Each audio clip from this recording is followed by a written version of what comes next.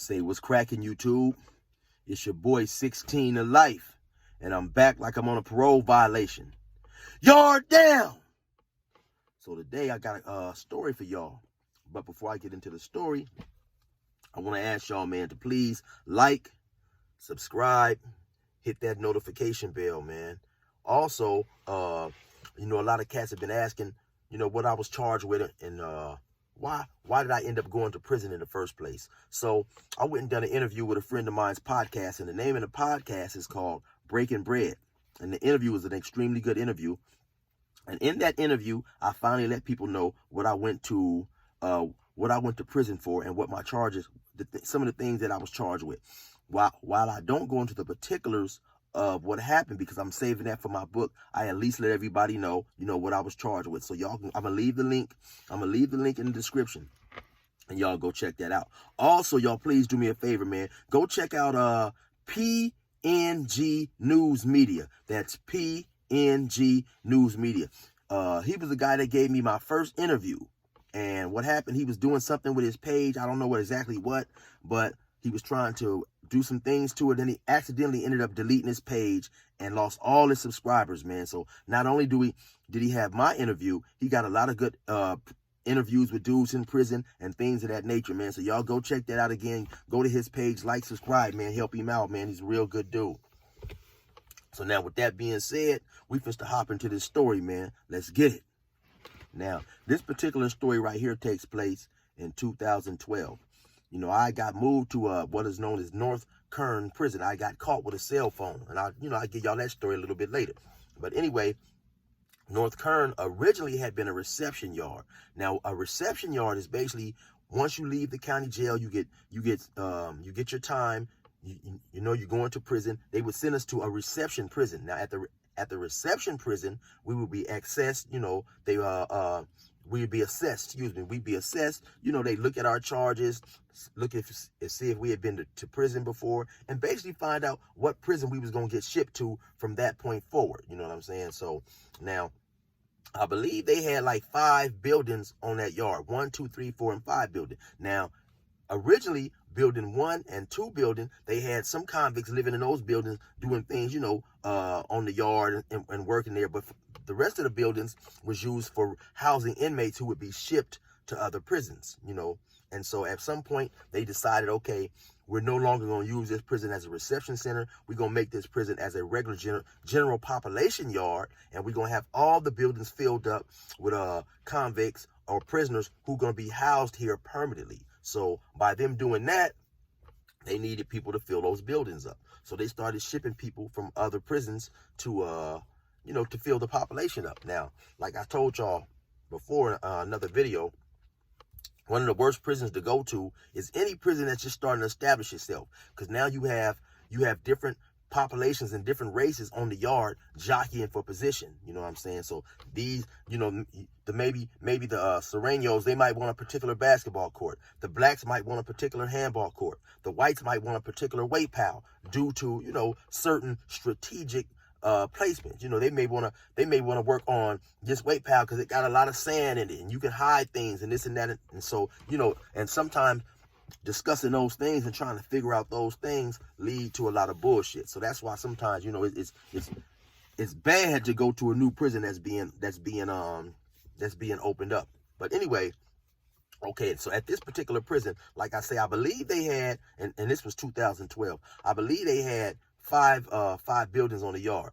Now, what they had started doing is, I believe 1 building, 3 building, and 5 building would program together. That way, when they let everybody on the yard, it wouldn't be all the buildings, and you'd have a whole bunch of people. So basically, and this happened to me, I had some homeboys there. I think they was in 4 building or whatever. At one point in time, I was in the 2 building. So if your yard wasn't being released with like if you had like my homeboys was in another building, the building they was in, their yard was being released opposite of mine. So you could be there a year and not even see your homeboy or whatever. You know what I'm saying?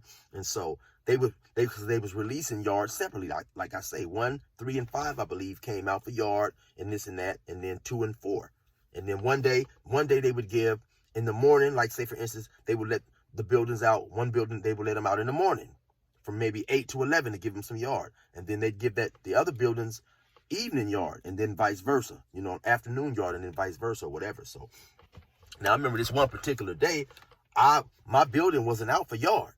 I had got called over there to the nurse. And so I went to the nurse. So when I left the nurse, I strolled past the basketball court. I'm watching some dudes playing basketball. I'm out there just chopping it up. You know what I'm saying? I don't really want to go back to the building. And so, you know, I'm just taking my time. Now, I can't remember all the particulars because, see, sometimes, you know, I got a lot of stories like this where certain little things happen and I don't have all the particulars to give all y'all the great details. You know what I'm saying? So I don't know if y'all would like stories like this or not. But anyway, okay. They happened to be escorting this Hispanic dude across the yard. Now, let me give y'all some information. When I say escorting him, he was in the hole. And so when you're in the hole, anytime you leave your cell, you know, you have 2 or 3 police officers. They'll come to your cell. They'll have you, you know, strip out, take your clothes off, take your, take everything off, you know, turn around, squat and cough, make sure you don't have no weapons. You got to get dressed in front of them. They shake your boxers out, all that type of stuff. Then they had a little food slot. You stick your hands in the food slot backwards. You back up. They'd handcuff you. Then you go back in, or you pull your hands in. Then they open your cell, come get you. They escort you. You know, two or three people escort you. You know, for anytime you was in the hole, this was the procedure. And so now I guess he had to go either to the medical, maybe to the program office. I don't know where, but they're escorting this guy. You know what I'm saying? So we on the basketball court. All of a sudden, somebody said, "Hey, man, look." While they're escorting this dude, he was a Hispanic dude. It looks like 4 or 5 Hispanic dudes rushed over there toward him. And so once they rushed over there toward him, they attacked him. They got the bing, boom, bop. They mixing him. They on him heavy. And like I say, keep in mind, he's handcuffed. So now when they do that, the 2 or 3 guards that was escorting him, they were startled. You know what I'm saying? So they kind of like backed up, like, get back. They snatched their little batons out. Now, when the other Hispanics on the yard seeing what was going on, they ran over there. So it seemed like it's just now, it's numbers of Hispanics rushing this handcuffed dude. It's like, 5 coming from here, 6 coming from here. But it's basically at some point in time, the whole Hispanic population is rushing this dude. They own him. Now, when a situation like this is happening, it's hard to pay attention to everything because, you're out on the yard, you just looking now, because my first thing was trying to figure out what the hell is going on, right? So I'm looking. Because at first, the dude just said, "Hey, man, look at that." So now, by being in prison so long, when you see people running, you automatically get on alert because you're not supposed to be running unless you're on the football field. You know what I'm saying? So that automatically put me on alert because now I'm trying to figure out initially, like, what the hell is going on?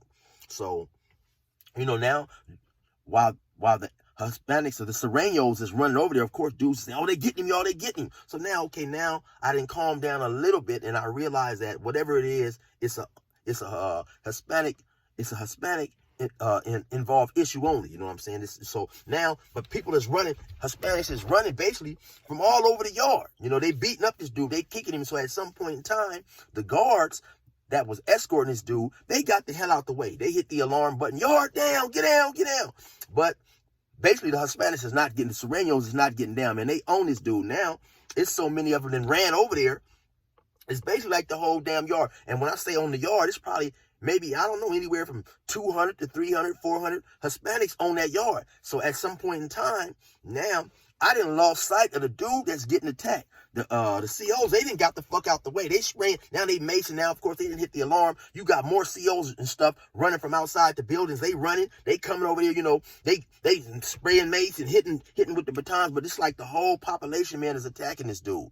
And so at some point in time, they finally get the situation under control. But now, you got a whole bunch of Surenos now. They around the situation. Some then laid down right there. Others then took off and got out of there and shit. But so they was on dude's ass, man. They was on Buddy's helmet real tough. They was over there kicking him and all that. And like I say, he's handcuffed, man. So this dude is helpless and he's defensive. I had never seen no shit like this before. This shit was crazy, right? So now, of course, they got us all proned out. Now we all had to lay down and shit.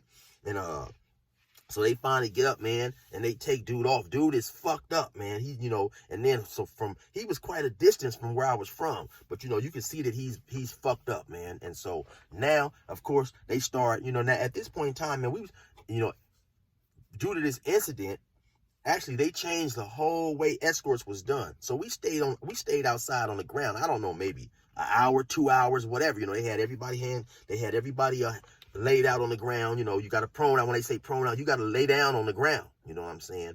And so they had everybody proned out. They picked up a whole lot of those Hispanic dudes who was in the general area. And of course, I'm pretty sure they got charged with assault. They even got charged with staff assaults and all that because, when they initially rushed them, some of the COs was escorting the dude, and they may have got hit or whatever, you know what I'm saying? But that was a crazy incident, man. I had never seen no shit like that. And like I say, so later on, you hear, I heard a bunch of rumors on why the dude was attacked and this and that, but those are rumors, you know what I'm saying? And so I'm not necessarily gonna get too deep into that because, especially by me being black, and by, that dude being Hispanic and a Sureño, it's just certain information that I'm not privy to, that it's not going to be discussed. So what I did happen to hear some essays discuss it, maybe, I don't know, maybe about a month or 2 months later when they came and took because the Hispanics ended up going on lockdown. They locked all them down.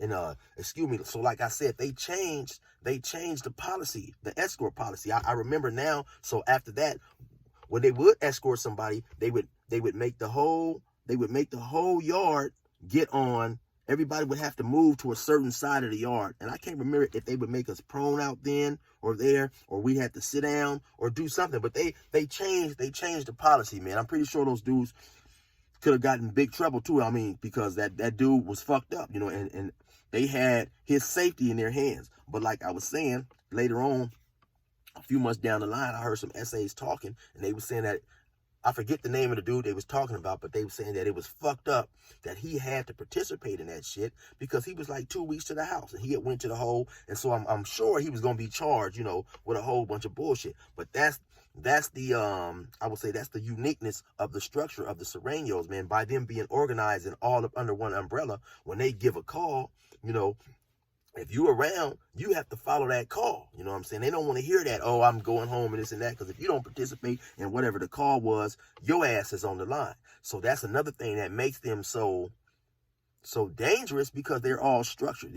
They're all unified. You know what I'm saying? And so that was crazy. I had never seen no shit like that. And like I say, it's so many people running over there, kicking this dude and punching on this dude, man. The police are screaming, hollering, macing, and hitting with the batons, and they not stopping. They coming from everywhere. They just coming from everywhere, rushing and rushing and rushing. So, that was some crazy shit right there, man.